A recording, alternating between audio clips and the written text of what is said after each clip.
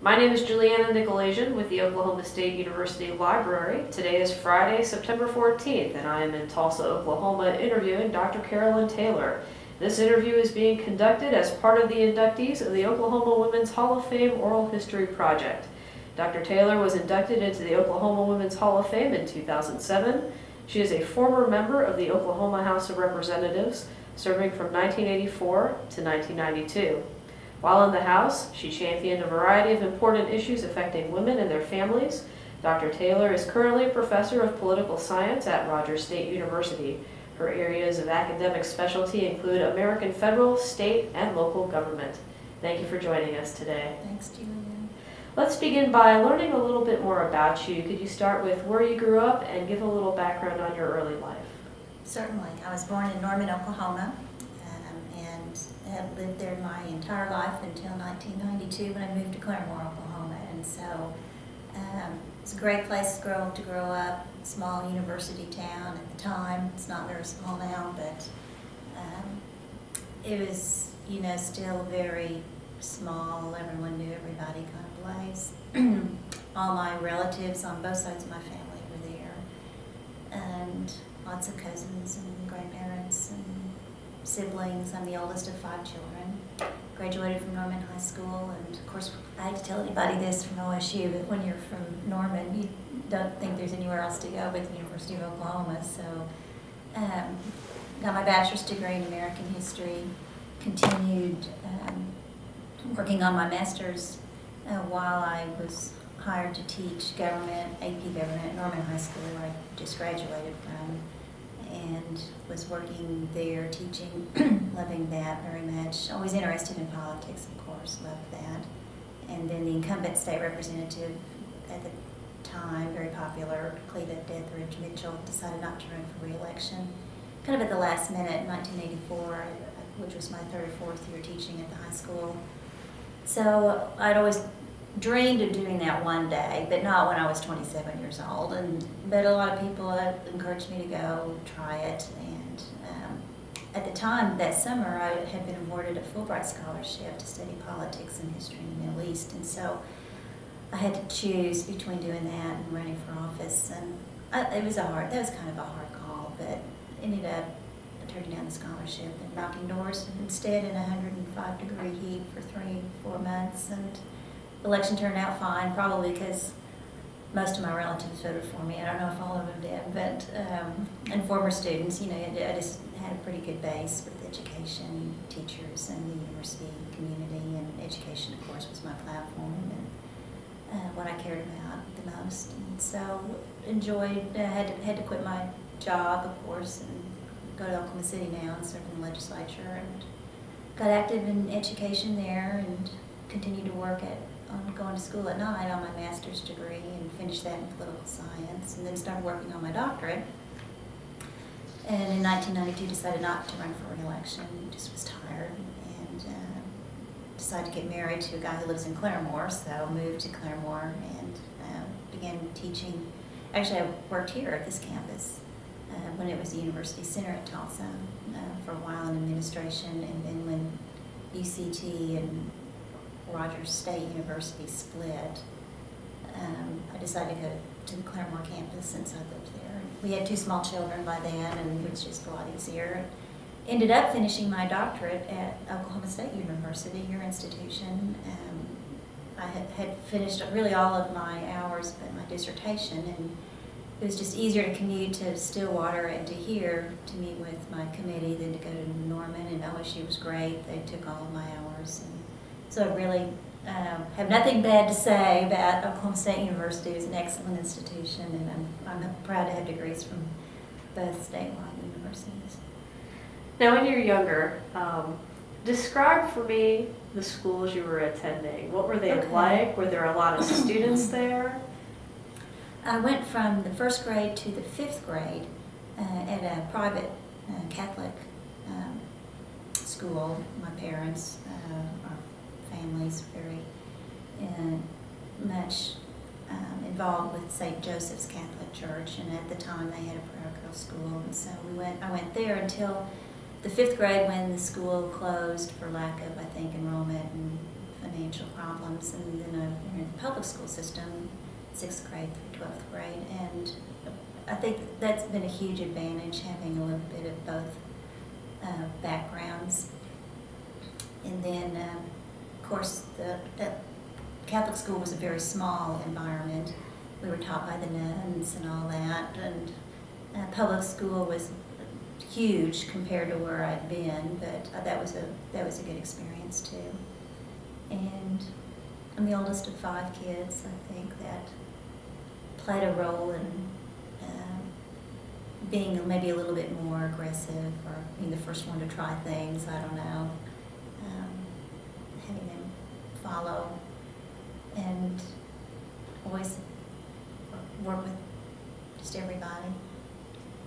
Now, when you were younger, what were some of your favorite subjects in school? Were you geared more towards the history, or you said, "Oh, forget this, I'm math and science all the way"? Oh gosh, that is so funny, because I was always social studies was my thing, and history.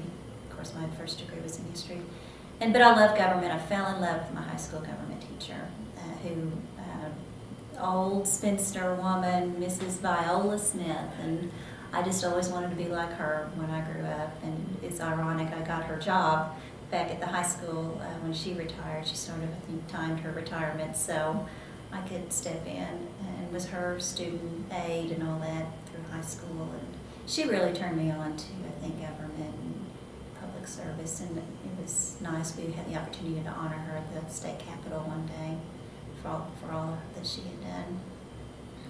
But now I am spending every evening of my life tutoring my son in pre-algebra, who is a 7th grader. And so I'm learning algebra quickly, and it's not so bad. I kind of like it. All my brothers and my father are engineers, and you take all those aptitude tests, or I did in junior high and high school. I'm sure you did too, where they tell you what you should be, or what your career path perhaps you ought to think about. And I always was directed towards the engineering and the science and math, although I had no interest in it. I always wanted to do the other, the social sciences and the history and the political science. It's funny how that comes back around. How about that? Now, when you're younger and you have all these siblings, outside of school, what did you like to do for fun? Go to the library. My mother, we would always be taken to the library, and story hour, and the library always had lots of cool programs. And that, and the other thing I remember going to a lot was the University of Oklahoma. Now it's huge, the Museum of Natural History, which I was happy to play a large role in getting funding for their building. But before they were in their current facility, they were in this little dump on campus known as the Stovall Museum. It's where all the old dinosaur bones and all the collections of Indian things, and we would go there a lot and hang out. That was really fun. And my grandparents' farm. I spent a lot of time there. What was your favorite part about the farm? Oh my gosh, we got to ride the cows. And my grandparents would always name a cow for every grandchild. And so, of course, I was partial to the cow, Carolyn, which was born on or near my birthday. That's how I got its name. Nice. And fishing. We got to go fish every night. But I'm pretty much a city girl. Now, when you're younger, did you envision yourself becoming a teacher or a politician, or what did you want to be when you were younger? A lawyer. And I had always dreamed of going to law school. And after I finished my bachelor's degree, I thought, God, it'd be fun to teach for a year or two, and then I'll go back to law school. But never made it. Enjoyed teaching so much, and found that as my real, true passion. Now, you're the oldest of 5 children. Tell me a little bit about your family and how important your family is in your life then and now.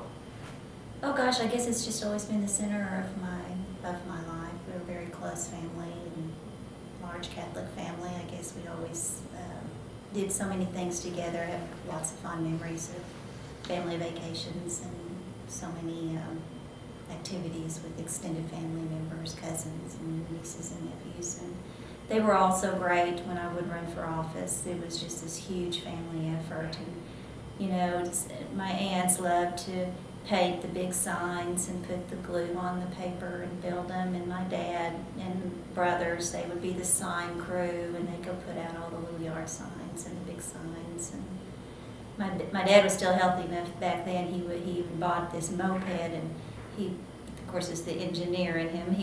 He had this map of Norman where every yard sign was supposed to be, and he'd go out on his moped every night and check all the locations. And if a sign had been destroyed or taken because it shouldn't have been, he would replace it. So that was nice. Now, both sides of your family, your mom and your dad's side, are they Oklahoma natives? Yes, my fifth generation Oklahoman. My great grandfather made the land run into Oklahoma territory, and long history with the state.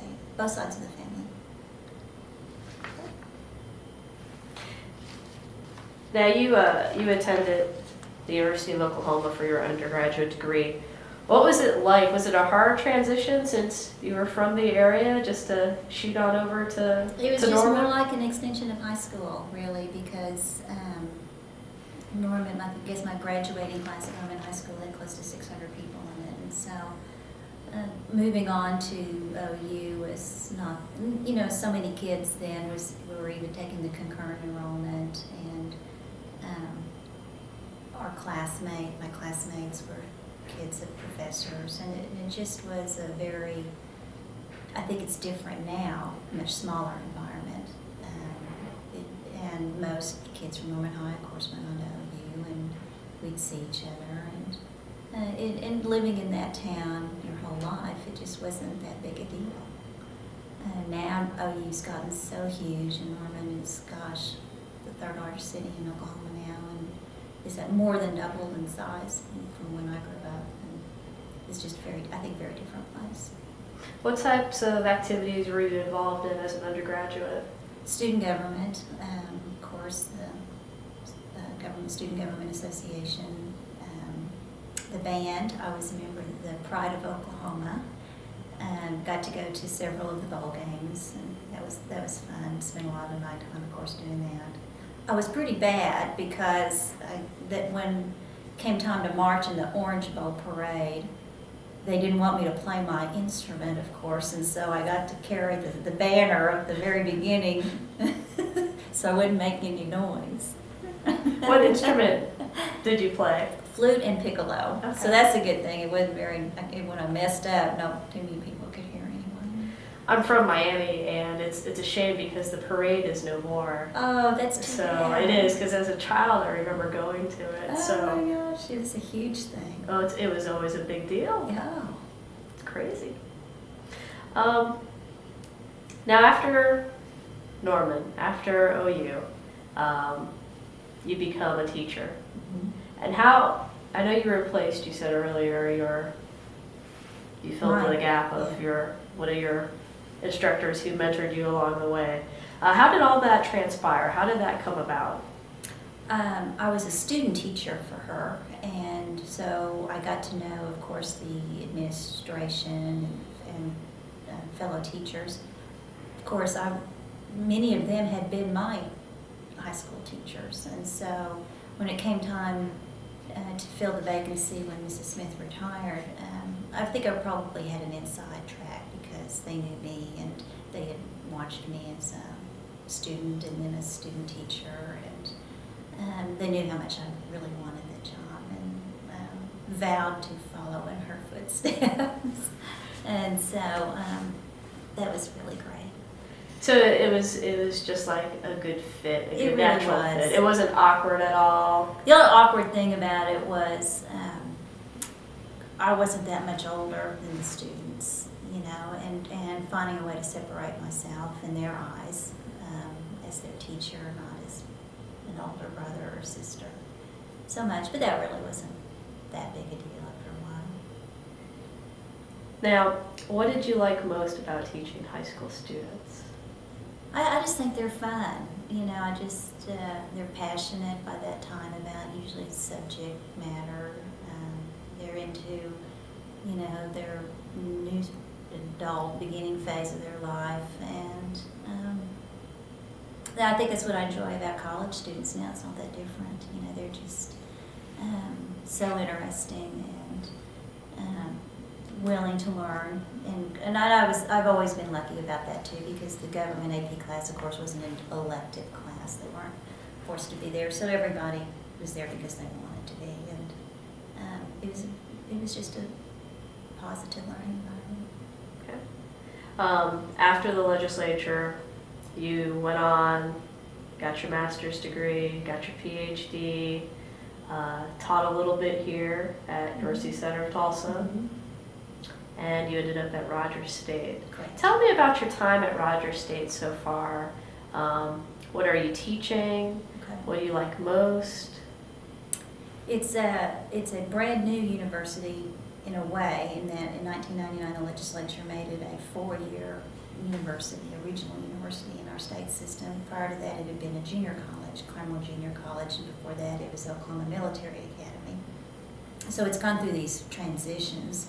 So I've been fortunate to be there as it has grown from a 2-year school into a 4-year school. And that's been really nice, because I've been on the inside of making that happen. In addition to my full-time teaching responsibilities and research responsibilities, I also work part-time for the president as his strategic initiative coordinator, is what he calls it. And what it really means is just whatever he needs done. And so I've been the principal author of the accreditation transition and the process for writing all the reports and getting us accredited as a 4-year institution. I worked on that for several years, and then I got to have the opportunity to develop our first strategic plan as a 4-year university, and worked with the campus and everyone to put that together. And now I'm doing the President's Leadership class and some internship programs that he wants started. And so I really like that, because I'm able to keep my feet in 2 worlds, sort of the academic side where I really belong, but I also enjoy these administrative responsibilities, as long as there's a beginning and an end to them, and they're not ongoing kinds of projects. I've enjoyed being part of those kinds of initiatives too as well. Do you anticipate, say, 10, 20 years down the road, that you would take more of an administrative role? Absolutely not. I used to have that goal of being perhaps a university president one day, and I've seen it up close with two individuals, President Joe Wiley at Rogers State University, and before that, Roger Randall, who was president of what was then here, the University Center of Tulsa, before it became OSU. And it's not what I want to do. It's too far removed from the classroom, the day-to-day presidential responsibilities, and I don't think I want to get that far away from students. Plus, it's too hard to work.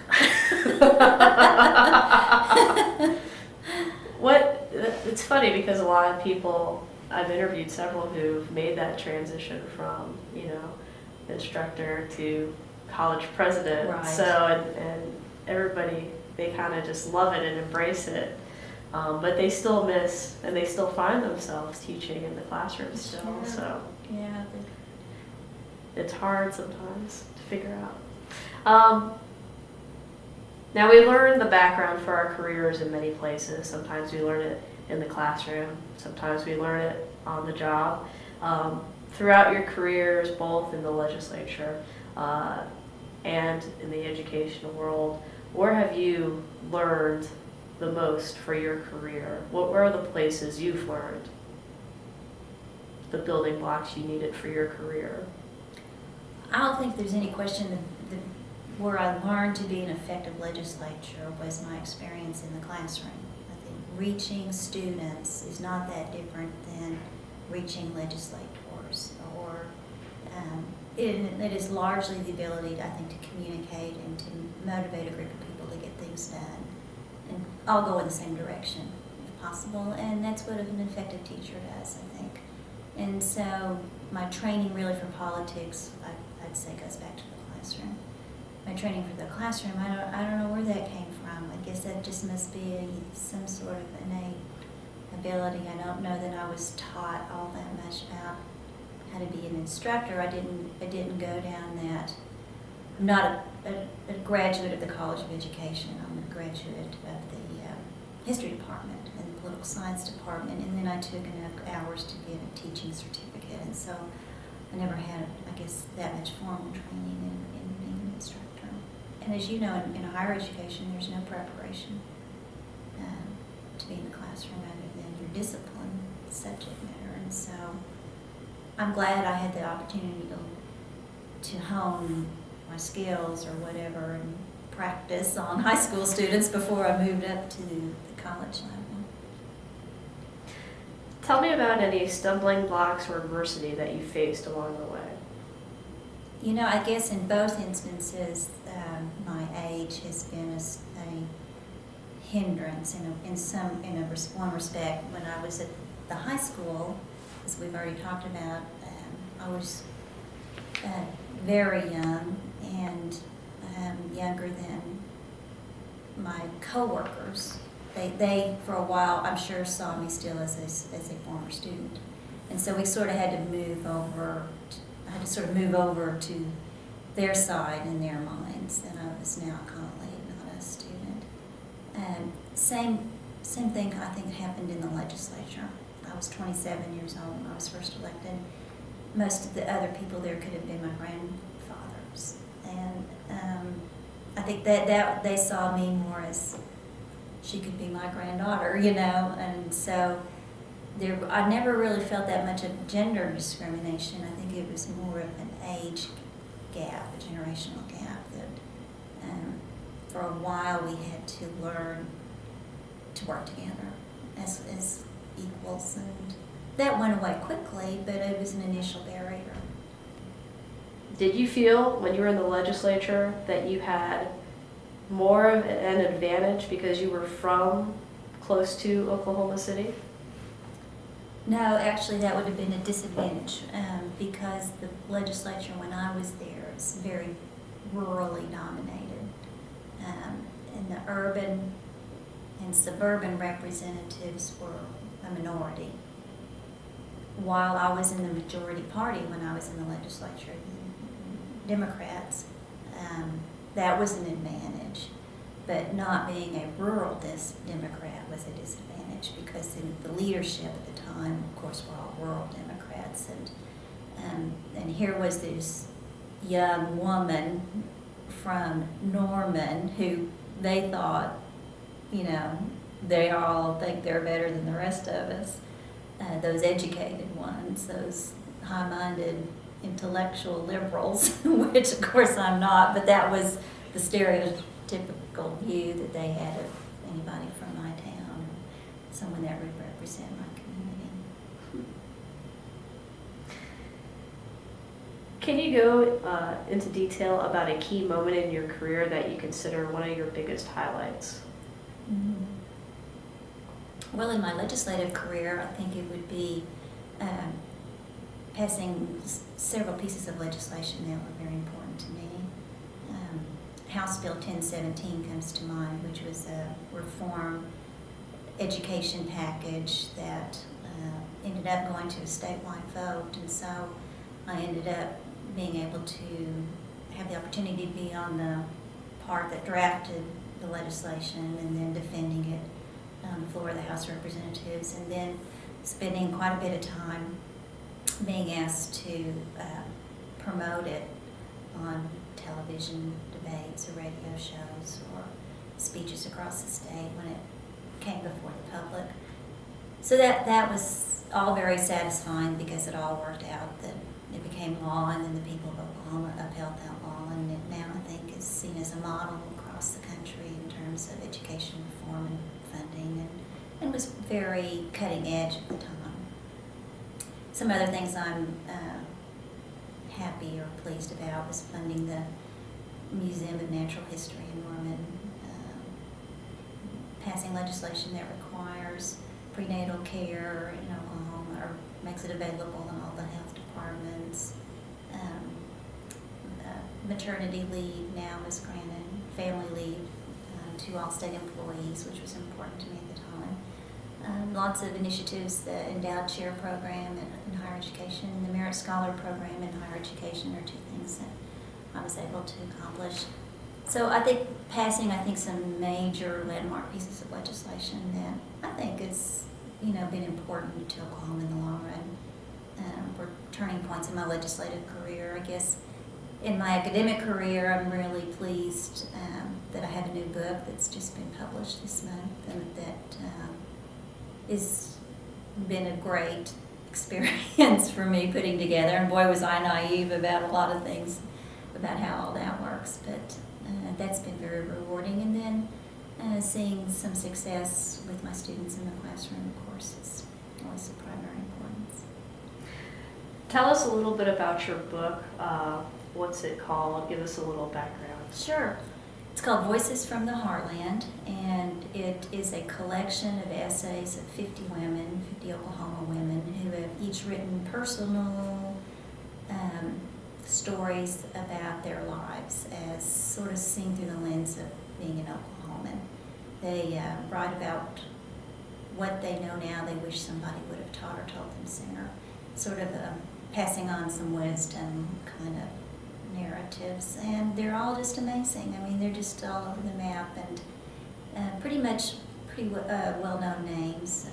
Wilma Mankiller, Coach Sherry Cole at OU, First Lady Kim Henry, Congresswoman Mary Fallon, Miss America Jane Giroux, but then there's a lot of people that perhaps most Oklahomans wouldn't recognize: nurses and doctors and ministers and artists, and we even found, Oklahoma's first in the nation in the number of women incarcerated. So I thought it was important to get that perspective, and so we got a female inmate to write about how she got there and what it's like. Wow. It's an official centennial project, and all proceeds go to the Oklahoma Women's Foundation. And I put it together not by myself. I had 3 colleagues that helped me, who are actually English professors, thank goodness, because I'm not, and they did most of the heavy editing. I did the part of collecting the stories from everybody. University of Oklahoma Press has published it. I'm sure all of the stories are your favorite, but They all are. if you could pick 1 or 2 women that just really stand out from your research, who would they be? That are in the book? Yeah. Mm-hmm. There is no question. Rilla Askew's essay, which we put at the very front of the book, is by far, I think, the best, and stands out above the others. And kind of hate to say that, but it's just so extraordinary, and you have to get the book and read it, because I couldn't give it justice in describing it. But of course, she's a professional writer and has won many, many awards, and that's an advantage, of course, that she had. And most of the people that are in the book are not professional writers, and so that was sort of a interesting and a very pleasing process to see these stories come in from, well, Coach Cole's a good example. I don't think any of us, I certainly didn't expect her to be such a talented writer. She writes a fabulous story, and so many of the women did. But Rilla Askew's just blows your mind. Now moving to the Oklahoma Women's Hall of Fame, when you were nominated, when you were notified that you were going to be inducted into the Oklahoma Women's Hall of Fame, tell me what was going through your mind at that time. Well, it was a huge surprise, because I didn't know, actually, President of the University, Joe Wiley, had nominated me, and he didn't tell me. And so I had no idea when this woman called and said, "Congratulations, you've been awarded notification," or whatever, and you're to be inducted into the Oklahoma Women's Hall of Fame. And so that was just a nice surprise, and I was honored that he had thought of me to do that. And second, I know almost all those other women that are in that Hall of Fame, and it's just such an honor to be included with them. Do you remember who presented you at the ceremony? I asked President Wiley to present me. I felt so honored that he had spent his time nominating me, and we've worked closely together for the last 6 or 7 years on so many things, and so I wanted him to. Can you tell me what this type of honor means to you? Well, I think I would it doesn't mean that much to me personally. What it means is that, to me, that the purpose of the award is to honor and spotlight, I guess, women who have achieved some success in their lives or made a difference, and that the fact that the Oklahoma Women's Hall of Fame is able to do that and to identify such outstanding, not me, but all those other people, recipients, I think has so many consequences in terms of providing role models for other people, highlighting successful women, and that kind of goes back to the reason that I put that book together, is that there's just not much recognition, I don't think, or there doesn't seem to be, of the role that women have played in our state. And you look at the statistics, and they're not good. High levels of poverty and teen pregnancy and divorce and incarceration, and yet there are these outstanding women in our state.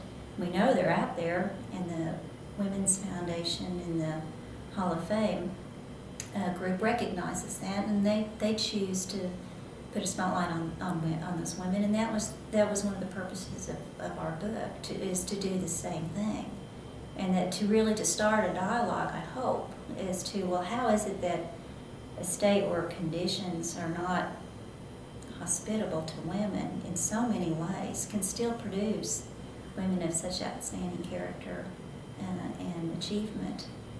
How is it we can have America's Idol come from this state, and a record number of Miss Americas, and women who have contributed in every field, yet the conditions in which they grew up oftentimes aren't very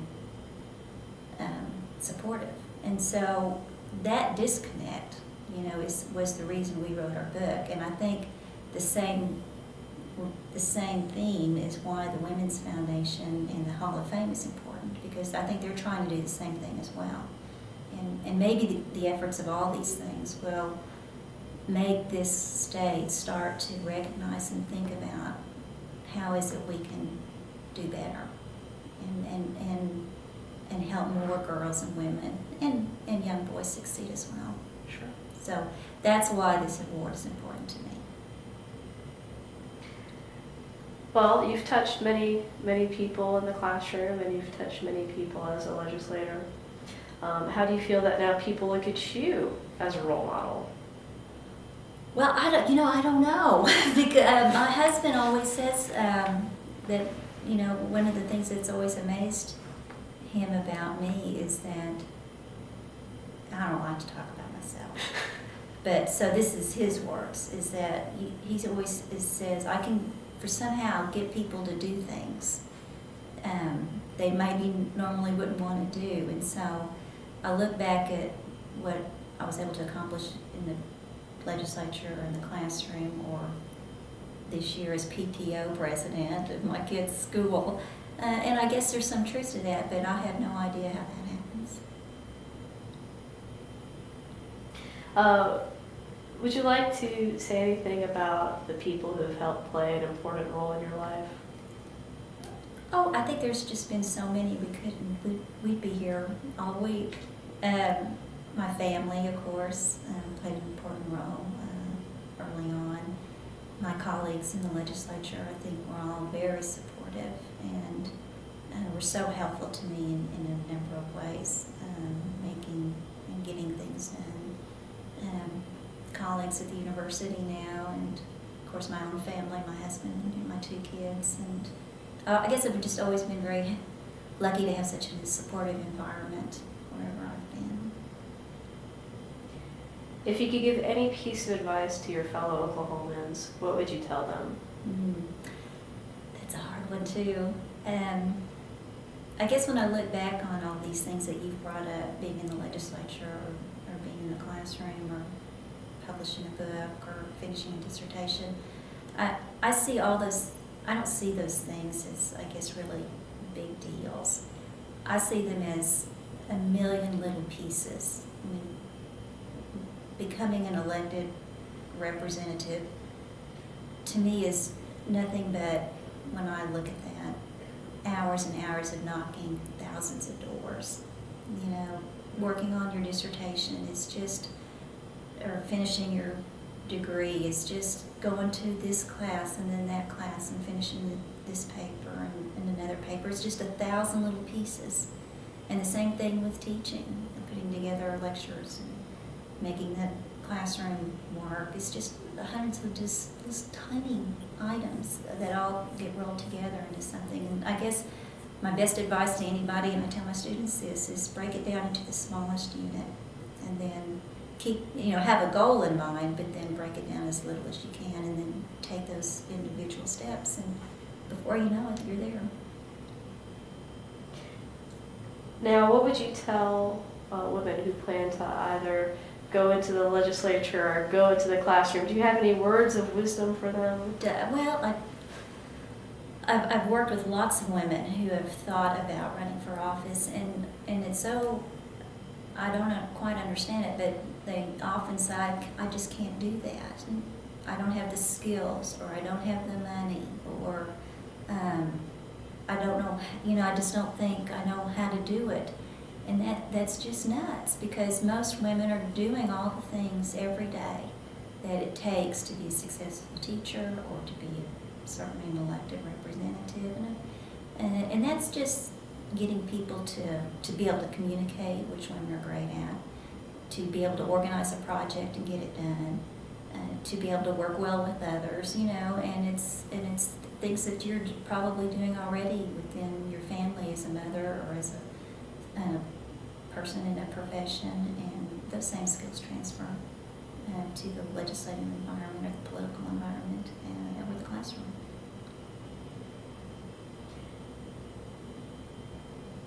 When history is written about you, and I know you've been asked this question in other interviews, what would you like for it to say? I don't remember what I said in those other interviews, so I hope it's consistent. I guess the most important thing to me is that I'm a good mom right now, and that I made a difference in my outside the family endeavors, whether it be in politics or in the classroom. And I think history will show I did. What does, as a native Oklahoman, what does Oklahoma mean to you? Gosh, it's just such a special thing, and I think to me it means that it's unique and different, both in good and not so flattering ways, but somehow the combination of all that, good and bad and uniqueness, is something that makes me feel unique, and I would hope every Oklahoman would feel special, because I think our state is very special. It's 2007 now. Right now, you're in the classroom. What do you anticipate doing in the next, say, 20 years? Where do you envision yourself being?